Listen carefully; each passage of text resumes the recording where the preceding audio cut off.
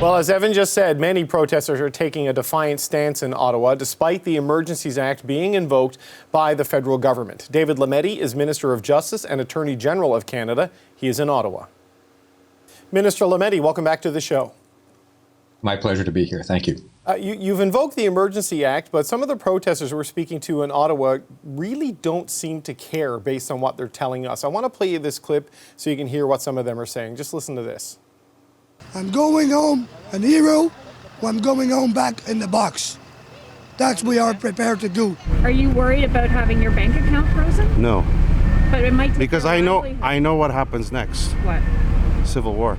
No one can move me from here unless they want to create a terrorist on their own hands.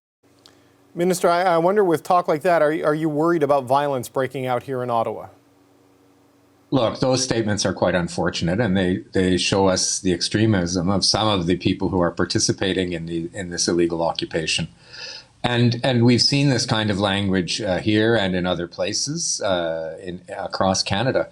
That's the reason why, one of the reasons why we invoke the Emergencies Act. We think the situation is, on reasonable grounds, is serious enough that we needed to give our police authorities additional powers to help either incentivize people to leave or to give them the powers to take the necessary steps to end these blockades. You know, clearly the part of the purpose of this order was to send a message for people to stay away from the critical areas like the bridges and, you know, the occupation in downtown Ottawa.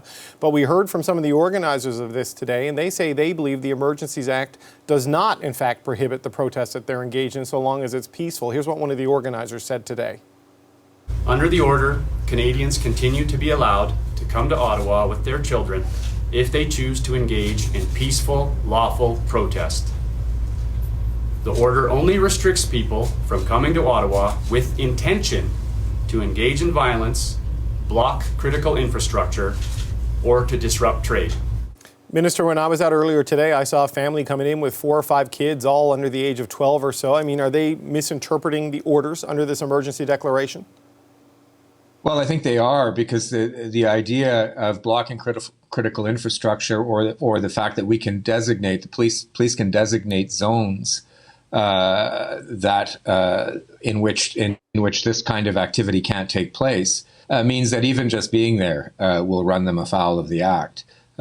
Bringing children to a situation where the peace might be breached is also explicitly made illegal under the Emergencies Act. So these are serious. This is a serious situation. We have given tools to police of jurisdiction, in this case the OPP and the Ottawa Police, and the Ottawa Police Service, and I know they're working in conjunction with the RCMP to take the steps necessary to end this situation. And look, we all hope that it ends peacefully. We all hope that people will realize that while there are legitimate questions that can be asked in our society, in our democracy, about when and how and when mandates ought to end, this isn't a legitimate form of political discourse. This isn't a protest. This is an occupation. We've protected the right to protest under the Act. This isn't protest. This is trying to bring a government down. This is trying to impede on the lives of everyday citizens here in Ottawa, or impeding traffic across bridges. Right. And this has to stop. Right. So your government insists that these measures under the Emergencies Act are proportionate to the threat posed by these protests. And the language that's used in the order really mirrors the CSIS language for terrorism. Are you calling this terrorism? I mean, if not, what are you calling it?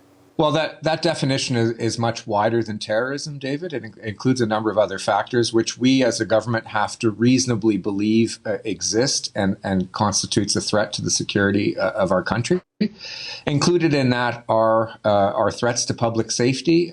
You've just heard some. Included in that are violence to persons or property. If you ask anybody who has not been able to work in the Rideau Centre for the past number of weeks because of the threats and the harassment by these occupiers, or you talk to auto workers in Southwest Ontario who couldn't work because there weren't auto parts coming over the Ambassador Bridge, they'll tell you about the economic violence. We were losing millions of dollars per day with the blockades of the bridge. There are people losing a lot of money here in Ottawa. There are people whose safety and security has been affected. So we feel quite reasonably that we have met that threshold under the law. But Minister, you've heard the political argument in the House of Commons today is that you don't need these powers because the other blockades largely ended through normal policing action. So how do you justify this when Ottawa is the only jurisdiction that still has a problem despite injunctions and the protest being declared illegal? Well, I would answer that in two ways. First of all, we were present from the beginning with respect to finishing or trying to finish those other blockades, and it illustrated gaps or points of friction which we are trying to remedy under this act. For example, the Ambassador Bridge was cleared with the use of American tow trucks because we couldn't get Canadian ones. In the Emergencies Act, we have filled that gap by ensuring that a person would have to provide a truck or that essential service when asked by a police authority for adequate compensation.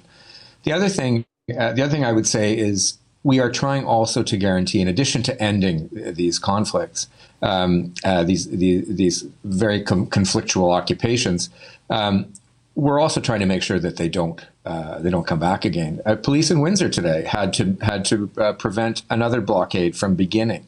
So we're not out of this yet, and the Emergencies Act gives police authorities the power not only to end current situations, but also to anticipate and prevent other situations from beginning. Well, Minister, under these new powers, you've asked banks to freeze bank accounts for people connected to these protests. I just wonder, given that you said this will be proportional, what's the bar for that? I mean, will someone who donated $20 or $100, to the convoy fundraisers, will they be targeted under this sort of measure?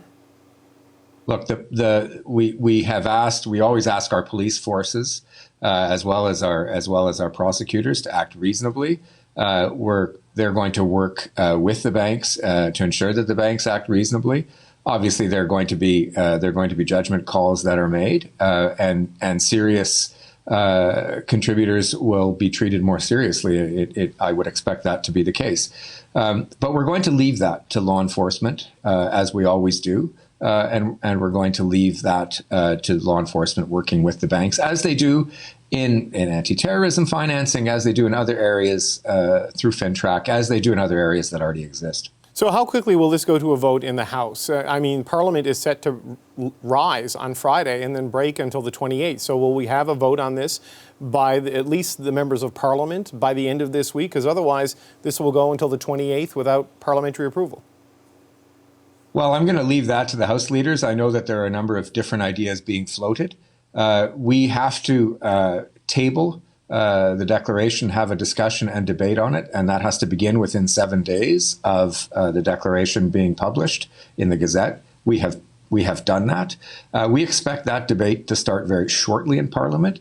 But as to how that happens, whether debates are extended over a period of time, I'll leave that up to the House leaders to negotiate and discuss. So, Minister, correct me if I'm wrong, it's 7 sitting days, right? 7 parliamentary days, not 7 calendar days. And there's only a couple of days left in this week. And then the House of Commons doesn't come back until the 28th of February. So can you really rise and break for a couple of weeks with an unprecedented invocation of federal power without letting Parliament have its say?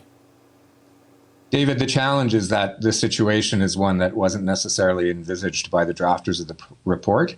It says 7 sitting days if the House is sitting, and it says the House has to come back if the House is not sitting. We're in a case where we are sitting, moving towards a constituency week.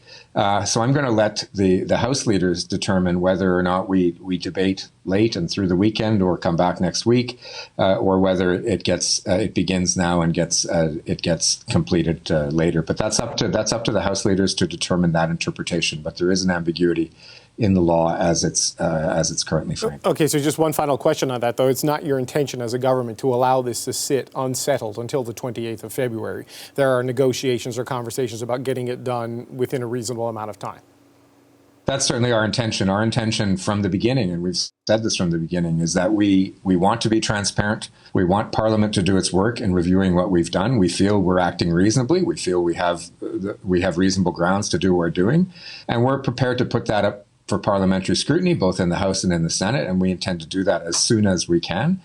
as I said, I'm leaving it up to my House Leader to make sure that we get that done as soon as we can. Okay, and just one last question, sir. I mean, I know this order comes into force for 30 days, but if the blockades end and what's happening in Ottawa is cleared and things look stable, will you revoke the order before the 30 days if you have that opportunity? I guess, how long will this last? The answer to that is simple. Absolutely. We will revoke the order early if we can. But the priority in all cases is the safety and security of Canadians, their physical safety, their economic safety. And we will make sure that that is the case before we lift the order. But it is our intention to lift that order as soon as we possibly can. Okay, David Lametti, thank you so much for your time. Thank you. Hi, I'm Vashi Capellos, host of Power in Politics. See more of our show by subscribing to the CBC News channel or click the link for another video.